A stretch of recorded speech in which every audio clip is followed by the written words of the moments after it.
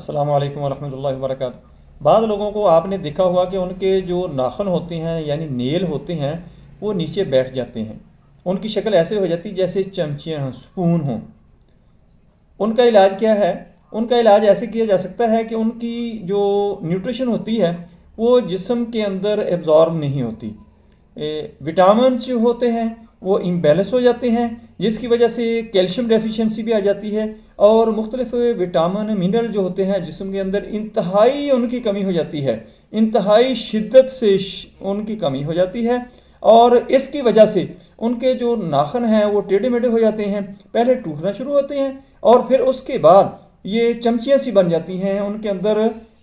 گڑے بن جاتے ہیں، نیچے بیٹھ جاتے ہیں۔ ان کا علاج یہ ہے کہ ان کو انڈر نیوٹریشن سے نکالا جائے، یعنی نامناسب غذائیت جو ہے اس کا علاج کیا جائے، اچھی غذا اور اس کے ساتھ وٹامن منرل وغیرہ دیے جائیں، وہ بالکل ٹھیک ہو